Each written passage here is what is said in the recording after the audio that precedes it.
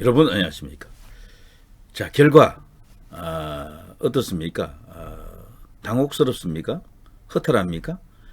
그럴 필요 없을 것 같습니다. 대통령이 이 어려운 난국을 타개하기 위해서는요, 뭔가 결정적 승부수가 좀 필요했고, 그것을 계엄을 통해서 일거에 해보려고 했습니다만 군에서 제대로 협조가 안 됐습니다.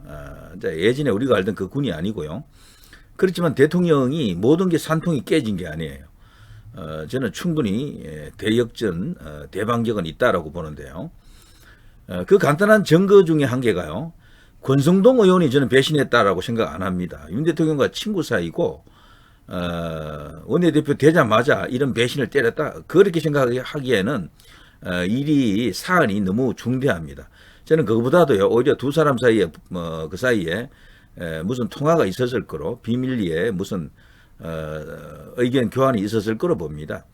거기서요, 대통령이 오히려 권했을 가능성도 있습니다. 표결하라 그래, 관계없어, 이런 식으로 둘이 그런 의사를 전달했을 가능성이 큽니다. 원래 권성동 의원은 당론으로 반대를 결정하려고 했죠, 처음에는. 그런데 이것을 급격하게 바꾼 것은 저는 분명히 의총 같은 그런 분위기 때문에 영향을 받은 게 아니고, 외부의 조정동 같은 이런 보수 언론들의 보수도 아닙니다만 그런 압박에 넘어간 게 아니고요.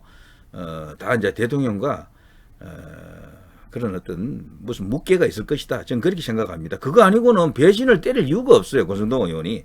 그렇게 해서 얻는 이익이 뭡니까? 권성동 의원 같은 경우는 대선 주자도 아니고 그렇게 해서 따로 할 게 없어요. 지금 한동훈 말고는 그렇게 할 사람이 없습니다. 한동훈과 그 주변이죠. 이제 거기에 이제 붙어 있는 사람들이 이번에 소위 말해서 이제 반란군이다, 반란범들이다, 역적들이다, 이렇게 볼 수가 있겠죠. 어쨌거나 이번 이 일로 인해서 한 번 더 탄핵이 필요할 것 같습니다. 당 대표를 탄핵하면 되겠네요. 지금 국민의힘 의원들뿐 아니고 그 당원들도 지금 화가 지금 머리 끝까지 올라와 있을 것 같은데요. 이 화가 누구에게 가겠습니까? 저는 당 대표에게 이제 갈 것으로 봅니다. 그래서 한동훈을 윤리 위해서 결정하는 방법도 있지만 그거보다는 탄핵을 하는 게 제일 좋을 것 같습니다. 당 대표 탄핵할 수 있는 방법이 있거든요. 그런 길을 통해서 이제 정리하는 게 좋겠다.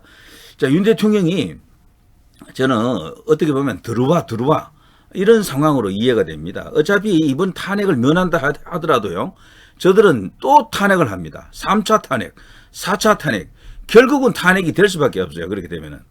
그럴 바에 일찌감치 이제 승부수를 띄우는 거죠. 마침 트럼프도 지금 미국에서 대통령에 이제 곧 취임할 것이고요. 서로 간에 이제 코드도 맞고 뭔가 이렇게 같이 도모할 일이 있습니다. 특히 부정선거, 이거는 엄청난 이슈거든요. 이걸 갖고 미국도 한국도 완전히 이제 뒤집어 놓을 가능성이 크다라고 봅니다. 자, 이제 모든 것은 헌법재판소가 이제 결정을 하잖아요. 대통령은 여기서 자신을 이제 하는 것 같습니다.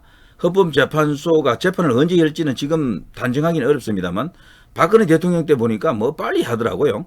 원래는 그게 한참 있다가 해야 되는데, 여론이 막 이렇게 막 들끓어 오르면은 그 여론 따라가는 그런 경향이 있습니다. 우리 국가기관들이 여론을 너무도 두려워합니다.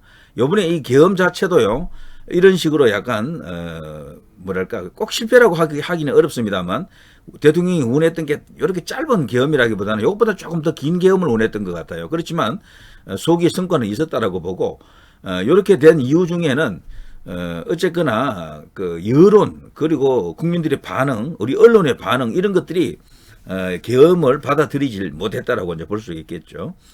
특히나 이제 이 여론 영향력이 큰 주요한 미디어들이 어느 정도 대통령의 그 구국의 그 심정, 그런 것을 좀 헤아려주고 좀 지지 성원을 했더라면 대통령이 훨씬 더 우월한 위치에서 좋은 모습을 이렇게 보였을 가능성도 큽니다만, 제대로 된 언론치고 대통령을 지원 사격하는 데가 한 군데도 없었다라고 이제 봐야 되는데요.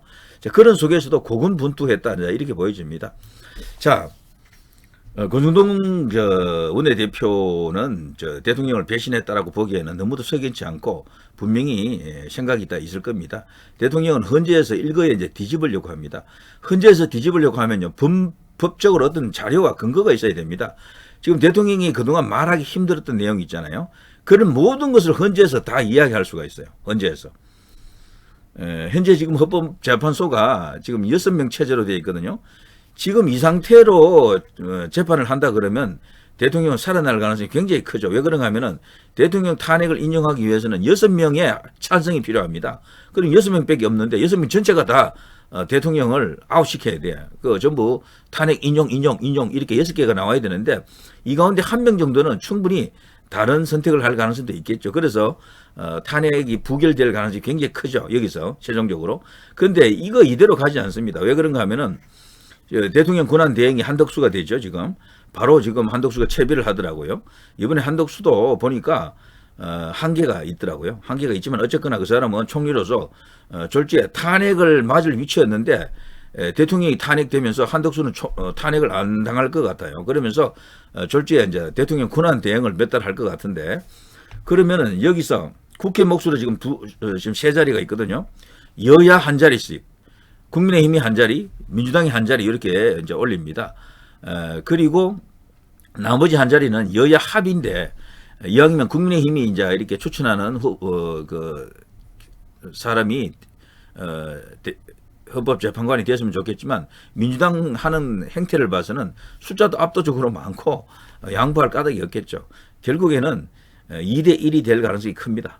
중립적인 인사 정도는 요구해야 되겠죠. 그래도 민주당 성향 하나, 국민의힘 성향 하나, 그리고 중립적인 성향 하나 이런 정도는 정치력을 발휘해야 될 것 같습니다. 그래서 새로 3명이 여기 추가가 될 거예요. 그러면 9명으로 풀티오가 완성이 됩니다. 자, 거기서 6명이 그 국회 탄핵안을 찬성을 해야 돼요. 인용을 해야 됩니다. 자, 이게 예측하기가 쉽지 않습니다. 자, 그 속에서 대통령이 허망하게 그냥 당하고 있을 사람이 아닙니다. 벌써 본인 스스로도 생중계를 하겠다. 요청하겠다. 그리고 직접 변론을 하겠다라고 합니다. 물론 직접 변론을 한다 그래도 변호인단이 또 구성이 됩니다. 꽤 많은 변호인단이 벌써 준비되고 있다 그래요. 자, 거기서 좋은 논리와 어떤 자료와 근거들이 나올 겁니다. 대통령은요, 우리나라에서 가장 깊숙한 어떤 내막, 고급 정보를 이렇게 얻을 수 있는, 통합할 수 있는 그런 위치에 있습니다. 군에서 이렇게 나오는 고급 정보만 해도요, 기무사 있죠, 방첩사, 정보사 이런 것들이 있잖아요. 이 전부 대통령에게 다 보고가 되고요. 그리고 정보하면 또 국정원 아닙니까? 국정원에다가 뭐 경찰 정보도 보통이 아니거든요. 그리고 검찰 자체도 또 정보가 있고 이런 것들 전부 대통령에게 다 넘어갑니다. 자, 이렇기 때문에 대통령은 지금 탄핵은 당했지만 아직 끝난 것은 아니고요. 충분히 대역전 할 수 있는 그런 어떤 여러 가지 조건과 환경을 만들 수가 있을 겁니다. 특히나 재판을 하는 과정에서 대통령이 어떤 자료를 내놓느냐가 가장 중요한데요. 그걸 생중계를 통해서 하겠다라고 하는 것은 뭔가 노림수가 있는 겁니다. 대통령 나름으로 국민들에게 직접 전달할 수 있는 뭔가를 갖고 있다라는 이야기예요. 특히나 지금 가장 초미의 관심사는요. 그동안 저들이 뭐 수없이 많은 탄핵을 했고 뭐 그냥 국정을 그냥 그 회방을 놓는 수준이 아니고 무정부 상태로 몰아가는 여러 가지 어떤 그런 사례들이 있었지만 그것은 이미 다 알려진 일이고 그거보다는 결정적인 것은 어쨌거나 부정선거 아니겠습니까? 부정선거. 그 부정선거에 대한 이야기를 대통령이 분명히 할 것으로 저는 그렇게 봅니다. 이미 국정원이 작년에 여름에 말이죠. 거기 어느 정도 이제 거기 조사를 했거든요. 점검을 한다는 미명하에. 그리고 국정원이 직접 거기에 해킹을 또 해봤어요. 거기 해킹 툴을 심어놓고 마치 북에서 하는 것처럼 해보니까 숭숭 뚫렸다라고 하지 않습니까?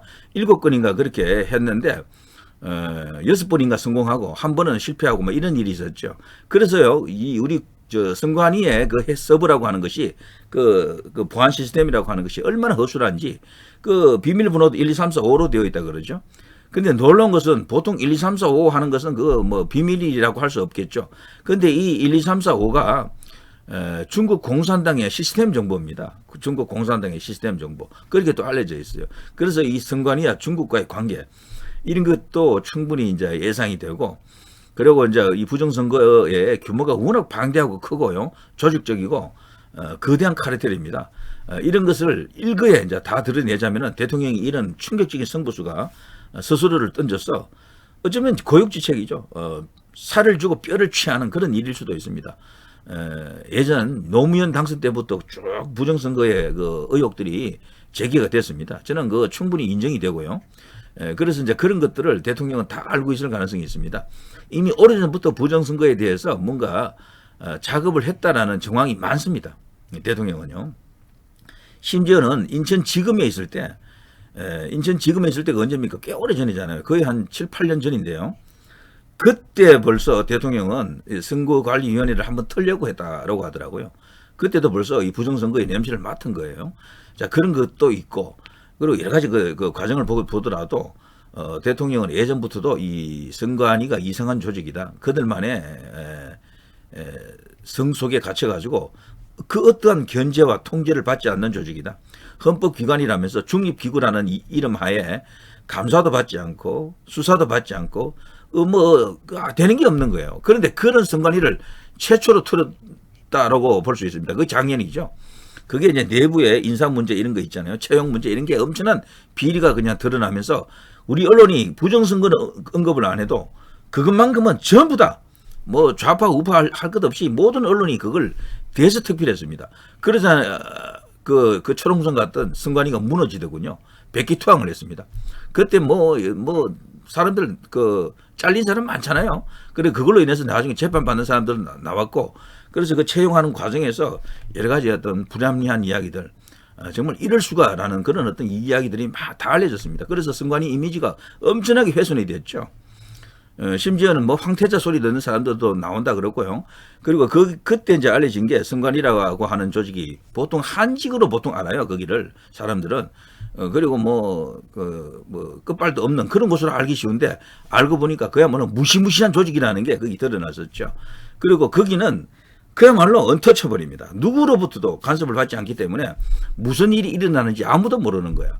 그리고 그 내부에서 어떤 공익 제보 같은 게 터지기 전에는 알기가 힘든다라는 겁니다. 그런데 윤석열 대통령은 외부인으로서 그 내부 사정을 가장 잘 아는 사람 중에 한 명이 된 거죠, 지금. 그러니까 이번에 이 계엄령을 통해서 뭔가를 밝히려고 했던 겁니다. 명백합니다. 계엄령의 목적은 선관위와 연결된 연관이 있는 어떤 그런 카르텔을 치려고 했습니다. 그런데 어느 정도 속이 성과가 있었고, 그걸 기반으로 해서 뭔가를 지금 준비를 했습니다. 그리고 지금 나와 있는 이야기들 중에는요, 포렌식 결과가 벌써 대통령에게 보고된 지 오래됐다라고 합니다. 이번에 한 것은 형식적으로 보여주기였다. 그런 말이 있습니다. 때마침 트럼프가 지금 내년 1월 20일에 취임을 하는데요. 트럼프도 지금 목소리 높이는 것 중에 한 개가 부정선거를 완전히 일소하겠다라는 겁니다. 이거는 윤석열 대통령과 딱 맞아떨어지는 그야말로 기가 막힌 하모니가 지금 예상이 되는데요.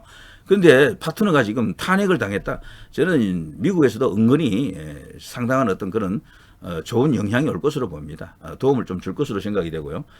전체적으로 지금 부정선거 관련해서 많은 이야기가 오가는데,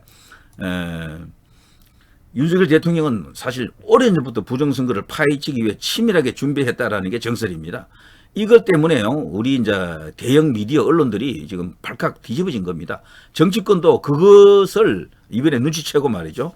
어쩌면 거기에 연루된 좌우 정치인들, 저는 여당 안에도 그런 사람들이 일부 있다라고 봅니다. 그래서 그들이 이번에 알레르기 반응을 일으켰다. 심지어는요, 이준석이나 한동훈 같이 국민의힘은 당대표 경선 이런 거 할 때 항상 선거를 선관위에 맡깁니다. 민주당은 자기들이 직접 해요. 그걸 보더라도 이상한 거예요. 그래서 왜 그렇게 부정선거를 부정하느냐? 특히 이준석 같은 경우는 알레르기 반응을 일으키잖아요. 한동훈도 부정선거는 붙자도 못 끄집어내게 하고 있는 상황이다. 그래서 이상한 거죠. 그런 것까지도 다 드러나게 할 수가 있습니다. 때문에 이번에 탄핵을 맞은 게요, 대통령이 일거에 모든 것을 드러내고 그것을 증명할 수 있는, 그것을 국민들에게 알릴 수 있는 기가 막힌 상황이 왔다. 그래서 웬만한 경우에서는요, 그걸 어떻게 보면은 피고인 신분이잖아요. 국민들에게 알려지는 것, 생중계 되는 것을 끌릴 수도 있는데 그것을 당당하게 오픈시키겠다라고 하는 것은 대통령의 자신감이다라고 봐야 됩니다. 그리고요, 또 작년 23년 3월에 대통령은 비밀리에 방첩사를 방문했습니다. 아시죠? 그때 4월에는 부정선거 의혹을 수사할 수 있는 근거를 마련하기 위해요, 그 당시 대통령령을 개정했습니다. 그동안은 방첩사가 이 부정선거를 수사할 수가 없었어요. 그런데 그것 때문에 방첩사가 부정선거를 직접 이렇게 수사할 수 있는 계기를 만들었다. 이거부터가 벌써 대통령은 오래전부터 뭔가를 준비하고 있었다라는 걸 말해줍니다. 그래서 이번에 이 사태 속에서 대통령은 노림수가 분명히 있다라는 거죠. 그리고 또 23년 그해 5월에는요, 국정원이 보안 점검을 빌미 삼아 선관위에 여러 가지 해킹 툴을 심어놓고 왔었죠. 이걸 그 당시 선관위는 몰랐습니다. 그 상태로 24년 4월 10일 총선이 치러졌습니다. 근데 이 국정원이 몰래 심어놓은 이 해킹 툴은 부정선거가 어떤 식으로 어떻게 일어나는지 그 가담자를 특정하는데 결정적인 역할을 했을 것이다라고 추정합니다. 그거 해킹 툴이 있다라는 건 나중에 약간 알려지면서 그냥 발칵 뒤집어지고 난리 났어요. 근데 그동안 국정원이 가만히 있지 않았죠. 분명히 여기에 대해서 뭔가 모종의 작업을 했을 것이다. 그 작업이라고 하는 것이 그 해킹 툴을 통해서 거기 부정선거 일어났던 정황들을 전부 다 옮겨갔습니다. 전부 그걸 다운로드 받아가지고 복사를 다 했을 것이다. 그럼 그걸 갖고 벌써 포렌식이 다 끝난 거죠.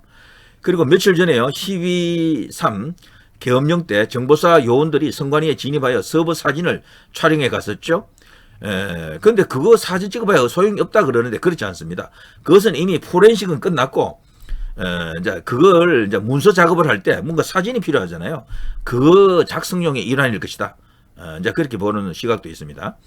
자, 그리고 그날 서버를 가져갔나 안 가져갔나로 의견이 이제 상당히 분분했는데요. 물리적인 서버 압수는 증거 훼손의 여지를 남길 수 있고 애초에 그럴 필요도 없었습니다. 그 안에 있는 내용만 옮겨가면 되는 거예요. 그래서 오래전에 벌써 그 내용을 옮겨갔다라고 보는 게 맞고요. 해킹 툴이 있었기 때문에 충분히 그것이 가능하다라고 보는 겁니다. 그리고 포렌식 장비를 이용하여 서버를 복사하려던 것은 본 계획에 차질이 생길 경우에 옵션으로 고려했던 그런 부차적인 계획이었다라고 이제 그걸 보는 시각도 있고요. 그리고 최악의 경우에 윤 대통령이 이제 오늘처럼 이렇게 탄핵이 되어 헌법재판소에 입성할 경우 오히려 윤석열 대통령은 그동안 지니고 있던 모든 정보, 고급 정보 그 폐를 합법적으로 이제 끌어낼 수가 있게 됩니다. 헌법재판소에서 재판이 진행될 때 국가기밀사항으로 취급되는 모든 것들을 이제 오픈할 수가 있게 되는 거죠. 그야말로 대역전, 대방적, 대역공이 이제 시작되는 거고요.